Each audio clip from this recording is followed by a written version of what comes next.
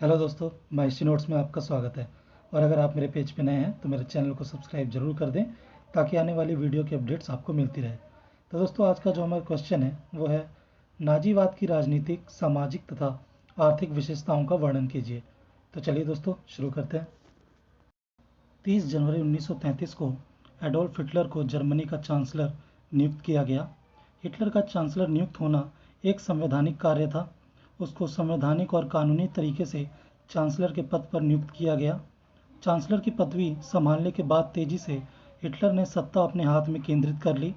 अगस्त 1934 में हिडनबर्ग की मृत्यु के बाद उसने राष्ट्रपति और चांसलर की पदवी एक कर ली और खुद को फ्यूरर कहलवाया।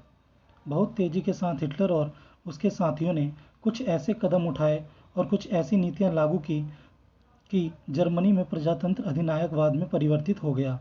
हिटलर ने अपने समस्त विरोधियों को कुचलना आरंभ कर दिया। यहूदियों पर हिटलर ने अत्यधिक अत्याचार किए। नागरिक स्वतंत्रता छीन ली गई। प्रेस, रेडियो, भाषण, स्कूल एवं विश्वविद्यालयों की स्वतंत्रता समाप्त कर दी गई। समस्त सामाजिक एवं आर्थिक क्रियाकलापों पर प्रतिबंध लगा दिया गया। विचारों की अभिव्यक्ति पर भी प्रतिबंध लगा दिया गया। जर्मनी के प्रत्येक नगर में गुप्तचरों का जाल बिछाया गया। इन सब गतिविधियों से यहूदी, कैथोलिक एवं साम्यवादियों का पूर्णतः दमन किया गया। तो दोस्तों, 30 जनवरी 1933 को हिटलर को जर्मनी का चांसलर नियुक्त किया गया और ये कार्य संवैधानिक तरीके से किया गया था। लेकिन 1934 में राष्ट्रपति हिडनबर्ग की मृत्यु के बाद हिटलर ने क्या किया कि राष्ट्रपति और चांसलर का जो पद था वो आपस में मिलाकर एक कर दिया और उसने लोगों से खुद को, अपने आप को फ्यूरर कहलवाना चालू कर दिया। और सारी शक्ति अपने हाथ में लेते ही हिटलर ने बहुत तेजी से अपने साथियों के साथ मिलकर कुछ कदम उठाए और कुछ नीतियों को लागू करना चालू कर दिया, जिसके तहत उसने यहूदियों पर अत्याचार किए, प्रेस की स्वतंत्रता छीन ली और नागरिक स्वतंत्रता भी छीन ली और साथ ही साथ स्कूल, रेडियो, भाषण, इन सब पर प्रतिबंध लगाकर इनको समाप्त कर दिया। और कोई हिटलर के खिलाफ बगावत ना करे, इसलिए हिटलर ने पूरे राज्य में गुप्तचरों का एक जाल बिछाया जो हिटलर के खिलाफ कोई भी गतिविधि होती थी उसकी सूचना हिटलर को दे देते थे। इस तरीके से हिटलर ने यहूदी, कैथोलिक और जो साम्यवादी दल के लोग थे उनका पूरी तरीके से दमन कर दिया। राजनीतिक विशेषताएं। सत्ता में आने के बाद हिटलर ने सबसे पहले 5 मार्च 1933 को चुनावों की घोषणा की। उसे उम्मीद थी कि नाजी पार्टी को आसानी से बहुमत प्राप्त हो जाएगा। यह चुनाव काफ़ी हिंसक सिद्ध हुआ। कम्युनिस्ट पार्टी की चुनावी रैलियों पर प्रतिबंध लगाए गए तथा सोशल डेमोक्रेटिक पार्टी तथा कैथोलिक सेंटर पार्टी की चुनाव संबंधी रैलियां भंग कर दी गई।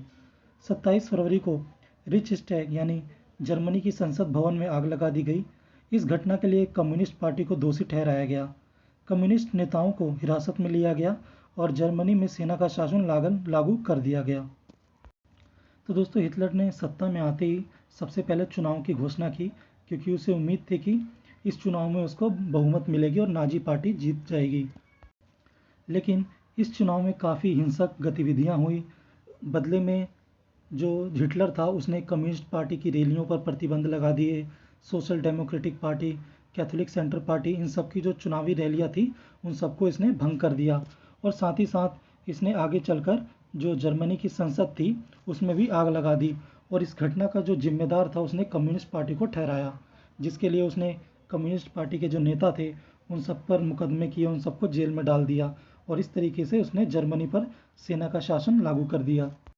हिटलर ने राज्य और लोगों की रक्षा के लिए सभी व्यक्तिगत अधिकारों और नागरिक अधिकारों को स्थगित कर दिया।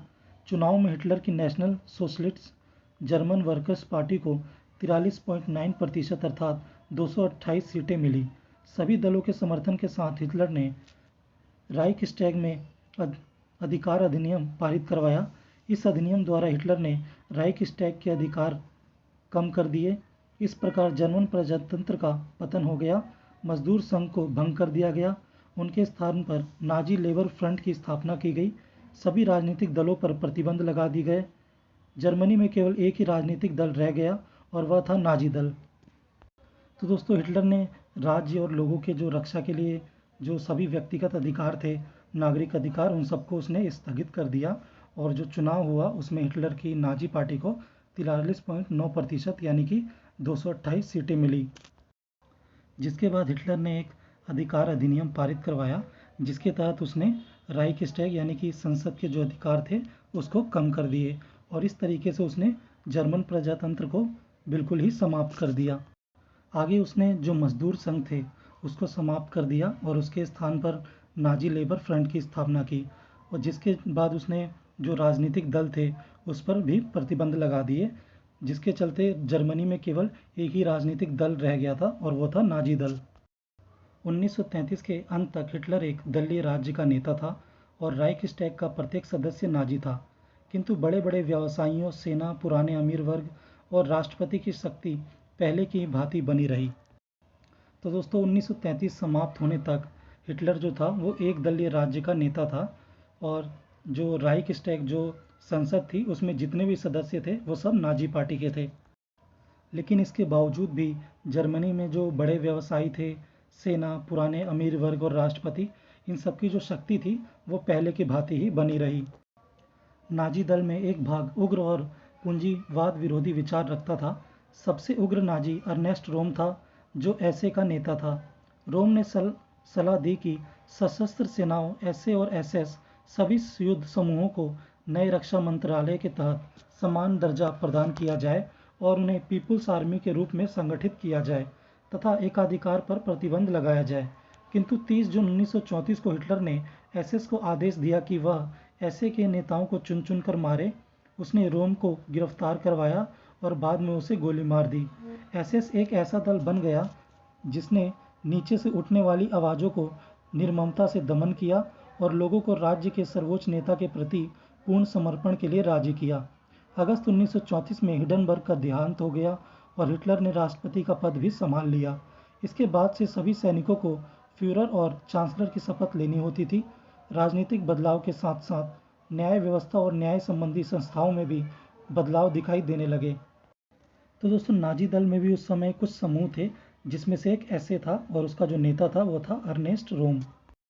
इसने हिटलर को सुझाव दिया कि जितने भी योद्धा समूह हैं उन सबको नए रक्षा मंत्रालय के तहत समान दर्जा प्रदान किया जाना चाहिए और उन्हें पीपुल्स आर्मी के रूप में संगठित किया जाना चाहिए। और साथ ही साथ वो ये भी चाहता था कि जो एकाधिकार है उस पर प्रतिबंध लगाया जाए।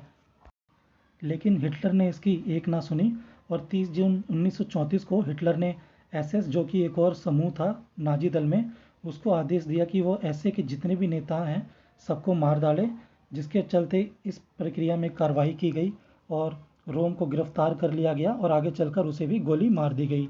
और इसके बाद से जो एसएस दल था वो एक ऐसा ग्रुप बन गया जो किसी भी आवाज़ को दबाता था, यानी कि कोई भी यदि हिटलर के खिलाफ आवाज़ उठाता था तो ये एसएस ग्रुप उसका दमन करता था। और आगे चलकर अगस्त 1934 में जब राष्ट्रपति हिंडनबर्ग का देहांत हो गया तो हिटलर ने राष्ट्रपति का पद भी संभाल लिया और उसके बाद से उसने अपने आप को फ्यूरर कहलवाना चालू कर दिया, जिसके लिए जितने भी सैनिक होते थे उन सबको फ्यूरर के प्रति शपथ लेनी पड़ती थी। और ऐसा ही नहीं था कि केवल उसने इसमें ही बदलाव किया था, उसने कुछ राजनीतिक बदलाव भी किए, जैसे न्याय व्यवस्था और न्याय संबंधी संस्थाएं जो थी उन सब में भी उसने बदलाव किए। न्याय के मूल नियमों में परिवर्तन किया गया और नाजी शासन प्रणाली ने आतंक और अपपीड़न की विस्तृत व्यवस्था स्थापित की। सरकार ने कानून व्यवस्था पर पूर्ण नियंत्रण स्थापित कर लिया। न्यायाधीश की नियुक्ति उनकी वफादारी के आधार पर होती थी और इस जानकारी के साथ कि वे हमेशा राज्य के हित में कार्य करेंगे, वकीलों के लिए नाजी लॉयर्स एसोसिएशन का सदस्य बनना आवश्यक था। तो दोस्तों हिटलर ने न्याय व्यवस्था, कानून व्यवस्था पर भी नियंत्रण स्थापित कर दिया और जो न्यायाधीश होते थे, जो न्यायालयों में न्याय करते थे, उन सबकी नियुक्ति भी उनकी वफादारी के आधार पर की जाती थी। और जिन वकीलों की नियुक्ति की जाती थी उनसे ये आशा की जाती थी कि वो नाजी लॉयर्स एसोसिएशन के सदस्य हों, और जो इस एसोसिएशन के सदस्य नहीं होते थे उनको न्यायाधीश नहीं बनाया जाता था। सामाजिक परिवर्तन। प्रसिद्ध जर्मन समाजशास्त्री रॉल्फ डेहरेंडर्फ का मानना है कि नाजी शासन के कारण जर्मनी में एक सामाजिक क्रांति आई, जिसने जर्मन समाज पर अभिजात वर्ग के प्रभुत्व को समाप्त कर दिया और आने वाले समय में जर्मनी के आर्थिक, औद्योगिक और सामाजिक आधुनिकीकरण का पथ प्रशस्त किया।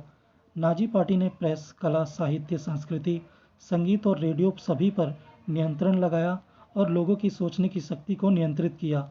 नाजी शासन में प्रचार पर अत्यधिक बल दिया गया। जोसेफ गोबल्स के नेतृत्व में मार्च 1933 में सरकार द्वारा प्रचार मंत्रालय की स्थापना की गई। इसका मुख्य लक्ष्य था नाजी सिद्धांतों और मान्यताओं से लोगों को एक सूत्रबद्ध करना। समाचार पत्रों पर नियंत्रण स्थापित किया गया। पत्रकारों को राज्य के प्रति उत्तरदायी ठहराया गया, न कि संपादकों के प्रति। जर्मनी में केवल एक राष्ट्रीय समाचार पत्र था जो नाजी पार्टी का था। तो दोस्तों, एक जर्मन इतिहासकार है जो मानते हैं कि नाजी शासन के कारण जर्मनी में एक सामाजिक क्रांति आई जिसने अभिजात वर्ग के प्रभुत्व को समाप्त कर दिया और आने वाले समय में जर्मनी के आर्थिक, औद्योगिक और सामाजिक आधुनिकीकरण का मार्ग प्रशस्त किया। और दोस्तों, हिटलर ने कुछ सामाजिक तत्वों को अपने अनुसार ढालने का प्रयास किया, जिसमें प्रेस, कला, साहित्य, संस्कृति, संगीत, रेडियो, ये सब शामिल है। हिटलर ने उन सभी तत्वों पर अपना नियंत्रण स्थापित किया जो समाज को प्रभावित करते थे, जिसके लिए उसने सबसे पहले प्रचार का कार्य आरंभ किया। उसने जोसेफ गोबेल्स के नेतृत्व में मार्च 1933 में एक प्रचार मंत्रालय की स्थापना की गई और इस मुख्यालय का प्रमुख उद्देश्य था नाजी सिद्धांतों को और उसकी मान्यताओं को लोगों तक पहुंचाना और लोगों को सूत्रबद्ध करना। और इस कार्य के लिए उसने समाचार पत्रों पर भी नियंत्रण स्थापित किया। जो पत्रकार होते थे वो अब राज्य के प्रति उत्तरदायी हो गए, ना कि संपादकों के प्रति। और इस तरीके से जर्मनी में केवल एक ही राष्ट्रीय समाचार पत्र रह गया था और वो भी नाजी पार्टी का था। समाचार पत्रों के समान रेडियो पर भी नियंत्रण स्थापित किया गया। इसके माध्यम से हिटलर ने आम जर्मन नागरिकों से सीधा संपर्क स्थापित किया। सिनेमा का प्रयोग नाजी प्रचार के लिए किया जाने लगा। समाचार फिल्मों द्वारा सामाजिक और राजनीतिक घटनाओं के बारे में बताया जाता था। प्रचार मंत्रालय ने सिनेमा के माध्यम से हिटलर को अर्धदेव के रूप में प्रस्तुत किया, जो उत्साही जनता को नेतृत्व प्रदान कर रहा था। कला के क्षेत्र में विभिन्न रचनाएं की गई। जर्मनी में एक नई आर्य कला उभर कर आई जिसने ग्रामीण जीवन, महिला सौंदर्य और सैन्य तथा शारीरिक बल पर जोर दिया। तो दोस्तों, जैसा कि मैंने आपको बताया कि हिटलर ने रेडियो, समाचार पत्र, यहाँ तक कि सिनेमा पर भी उसने अपना अधिकार कर लिया और उस पर पूर्ण नियंत्रण कर लिया। और जो प्रचार मंत्रालय स्थापित किया गया था उसने सिनेमा के माध्यम से हिटलर को अर्धदेव प्रस्तुत किया, जो जनता को उत्साहित करने और उसको नेतृत्व प्रदान कर रहा था। और साथ ही साथ हिटलर ने एक नई कला की शुरुआत की जिसमें उसने एक नई आर्ट कला उभर कर आई जिसने ग्रामीण जीवन, महिलाओं के लिए सैन्य तथा शारीरिक बल पर जोर दिया।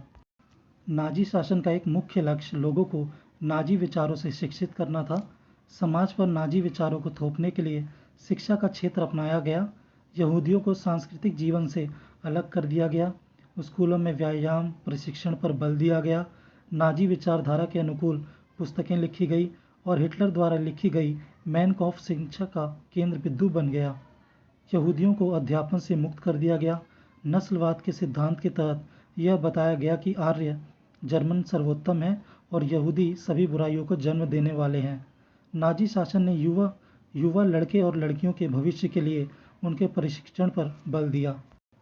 तो दोस्तों, नाजी शासन ने लोगों को नाजी विचारों के तहत जो है शिक्षित करना चालू कर दिया और यहूदियों को इन सभी चीज़ों से दूर रखा गया। स्कूलों में व्यायाम प्रशिक्षण पर बल दिया जाने लगा। जो नाजी विचारधारा की जो पुस्तकें थी उनको स्कूलों में पढ़ाया जाने लगा और जो हिटलर द्वारा लिखी गई पुस्तक थी मैन कॉफ, वह शिक्षा का प्रमुख बिंदु बन गई। और साथ ही साथ नस्लवाद के सिद्धांत को बढ़ावा दिया गया जिसमें आर्य जर्मन को सर्वोत्तम माना गया और यहूदियों को बुराइयों को जन्म देने वाला कहा गया। और जो जर्मन में युवा लड़के लड़कियां थे उनको प्रशिक्षण देने के लिए प्रशिक्षण केंद्र भी खोले गए। लड़कों को सैन्य सेवा और लड़कियों को भविष्य में शादी और माँ की भूमिका के लिए तैयार किया गया। जन्म दर को बढ़ाने के लिए विवाह को प्रोत्साहित किया गया। अधिक से अधिक बच्चे पैदा करने के लिए वित्तीय सहायता प्रदान की गई। जो महिलाएं 4, 6, 8 बच्चों को जन्म देती थी उन्हें कांस्य, रजत और स्वर्ण सम्मान पदक प्रदान किए गए। मानसिक रूप से विकलांग और शारीरिक रूप से विकृत लोगों और नेत्रहीनों की जबरदस्ती नसबंदी कर दी गई।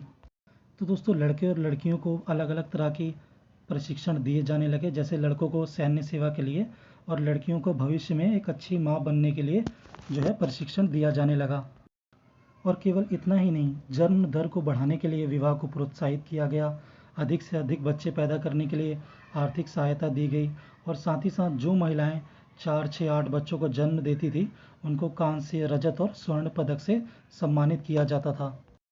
लेकिन वहीं दूसरी ओर जो शारीरिक रूप से असक्षम लोग थे, जैसे विकलांग, नेत्रहीन, उन सबकी जबरदस्ती नसबंदी भी करवाई गई। महिलाओं को नाजी आदर्शों में शिक्षा देने के लिए संस्थाओं की स्थापना की गई, जिसमें बच्चों की देखभाल पर विशेष बल दिया गया। युवा लड़कियों के लिए जर्मन गर्ल्स लीग की स्थापना की गई। इसका लक्ष्य था युवा लड़कियों को एक अच्छी पत्नी और मां बनने के लिए प्रशिक्षण देना। नाजी व्यवस्था के अंतर्गत महिलाओं का शोषण हुआ और उन्हें मात्र वस्तु समझा गया। सामाजिक और आर्थिक क्षेत्र में महिलाओं के साथ भेदभाव किया गया।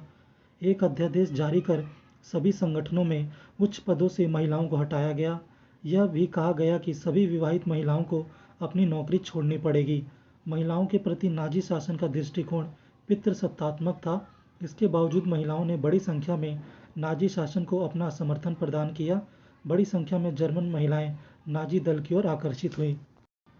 तो दोस्तों, महिलाओं में नाजी शिक्षा के आदर्श के लिए कुछ अलग से विशेष संस्थाएं स्थापित की गई, जिसमें बच्चे की देखरेख पर विशेष बल दिया गया। लेकिन दोस्तों, नाजी व्यवस्था के अंतर्गत महिलाओं का शोषण भी हुआ। सामाजिक और आर्थिक क्षेत्र में महिलाओं के साथ भेदभाव किया गया और एक अध्यादेश जारी करके सभी संगठनों में जितने भी महिलाएं थी जो ऊंचे पदों पर थी, उन सबको अपना पद छोड़ने के लिए कहा गया। इस तरीके से देखा जा सकता है कि नाजी शासन में महिलाओं के प्रति जो दृष्टिकोण था वो पितृसत्तात्मक था। इसके बावजूद भी महिलाओं ने बड़ी संख्या में नाजी शासन को अपना समर्थन दिया और नाजी दल की ओर आकर्षित हुई।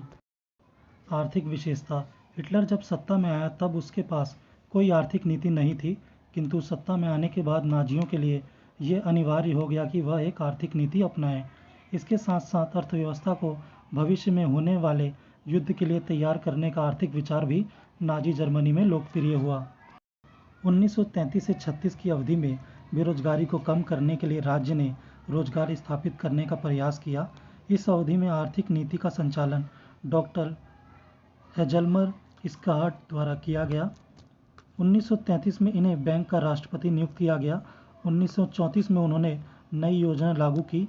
इसके अनुसार विदेशी ऋण पर होने वाले ब्याज भुगतान पर रोक लगा दी गई और राज्य की राजनीतिक जरूरतों के आधार पर आयात को नियंत्रित किया गया। साथ साथ जर्मनी ने अपना सारा व्यापार यूरोप में केंद्रित कर लिया और वह अब कच्चे माल का आयात दक्षिण अमेरिका और बाल्कन राज्य से करने लगा। उपभोक्ता वस्तुओं की जगह सैन्य सामग्री के उत्पादन पर अधिक बल दिया जाने लगा। प्रारंभिक प्रयास के कारण जर्मनी की अर्थव्यवस्था दृढ़ हो गई और बेरोजगारी की संख्या में कमी आई।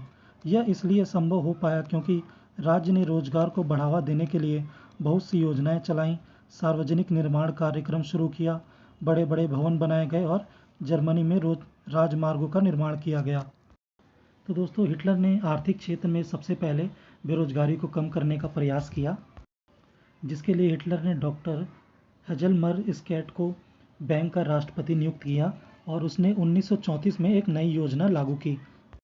और इस योजना के अंतर्गत जो विदेशी ऋण पर जो ब्याज दिया जाता था उस पर रोक लगा दी गई और साथ ही साथ जो आयात होता था दूसरे देशों से उसको भी नियंत्रित कर लिया गया। और अब जर्मनी कच्चे माल का आयात दक्षिण अमेरिका और बाल्कन क्षेत्रों से करने लगा। और वहीं दूसरी तरफ उपभोक्ता वस्तुओं की जगह पर जो सैन्य सामग्री थी उसके उत्पादन पर अधिक बल दिया जाने लगा, जिससे कि अर्थव्यवस्था दृढ़ हो गई और बेरोजगारी की संख्या में कमी आई। और इसके अलावा कुछ और भी कारण थे जिससे बेरोजगारी में कमी आई, जैसे रोजगार को बढ़ावा दिया जाने लगा, सार्वजनिक निर्माण कार्यक्रम शुरू किए गए, बड़े बड़े भवन बनाए गए, राजमार्गों का निर्माण किया गया आदि। 1936 में 4 वर्षीय योजना लागू की गई। इस योजना का लक्ष्य जर्मनी को खाद्य पदार्थों और कच्चे माल में आत्मनिर्भर करना, आयात को कम करना तथा 1940 तक जर्मनी को युद्ध के लिए तैयार करना था। किसानों को खाद्य उत्पादन बढ़ाने के लिए प्रोत्साहन किया गया।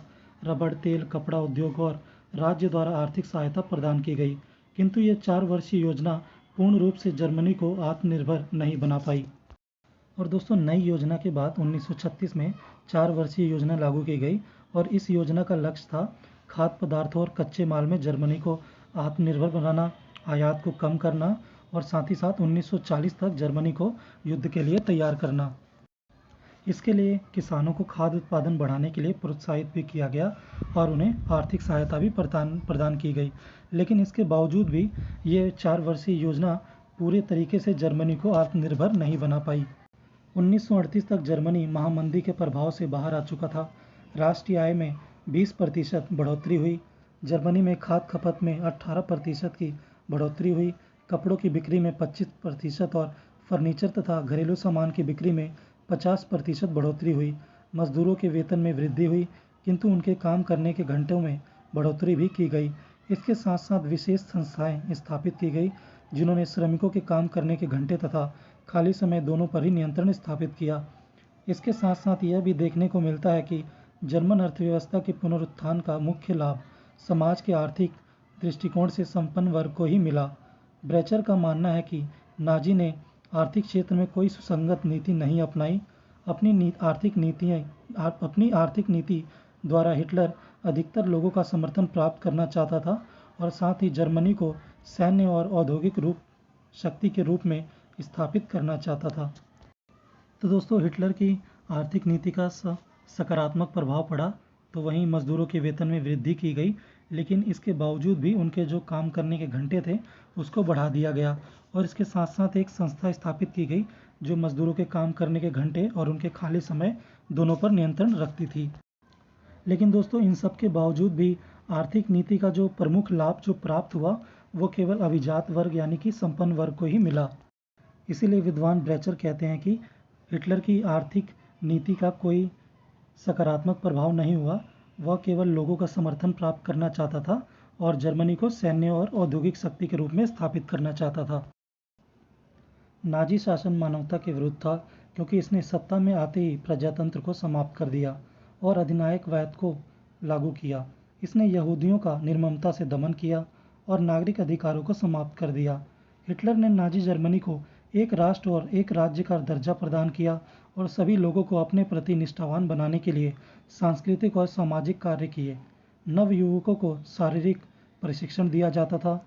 नाजियों का व्यवहार सदैव उग्र रहा। इनके विरुद्ध आवाज उठाने वाले नेताओं तथा संस्थाओं को इन्होंने समाप्त कर दिया और उन्हें जेल में बंदी बना लिया।